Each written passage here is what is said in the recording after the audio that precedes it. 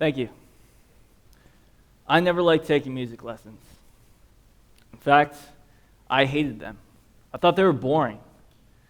But I guess what you would call a do-it-yourself musician.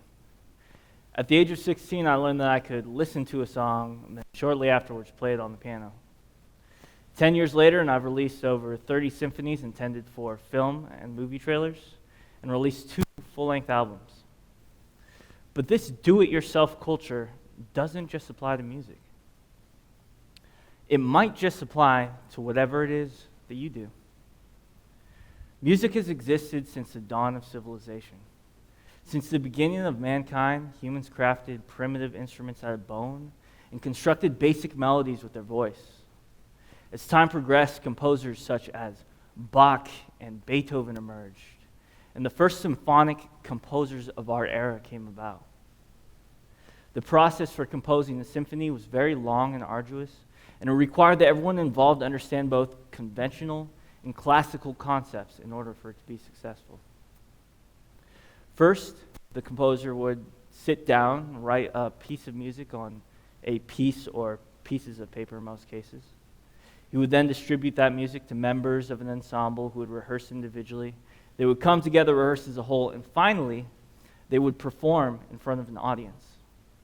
The performances were breathtaking and magical, much like the classical and Baroque eras that they existed in. In the 20th century, film emerged, and filmmakers realized that music was the perfect accompaniment to film. It added a layer of feelings and emotions that couldn't be expressed through dialogue or images. It was very much like a world within a world. The process for composing for film added a whole new layer of challenges for composers. First, there would be what's called a drafting process, where the filmmaker and the composer would sit down, they would discuss the different feelings and emotions that they wanted to convey throughout a scene. Then the composer would sit down, he would craft a piece specifically for that scene, which had to be in perfect timing and synchronicity with it. He would distribute that music to members of an ensemble who would rehearse individually. They would come together, rehearse as a whole, and finally, they would perform in front of a movie screen. Now, what the movie screen was there for was to give the conductor an idea of exactly where they were at within the scene. At critical points in transitions, a black dot would flash on the screen. This was called a Q dot, and it indicated important musical or emotional transitions that were taking place. In the 90s, electronic music emerged. VSTs came about. This stands for Virtual Studio Technology. Essentially what these were synthesized instruments designed to mimic actual instruments. They weren't widely used at first. They were mostly used as filler instruments for live recordings. They were also used for more avant-garde noises. DAWs also came about. This stands for Digital Audio Workstation. Essentially what these were visualized representations of music on a computer screen. So you'd be able to compose music using a microphone, a guitar, a keyboard. You would see music on a computer, on a screen. You'd be able to press play, and the music would play back for you. It'd be much like editing a video, in a way. As time progressed into the 90s, VSTs became more sophisticated, and you began to be able to do more things with them that you couldn't do before, like create legato, staccato, slurs, and basically what these were just musical phrases, much like rolling or clicking your tongue. Now you might be saying, okay, Isaiah, thanks for the music history lesson, but what does this have to do with composing symphonies? And more specifically, what does that have to do with composing symphonies for film?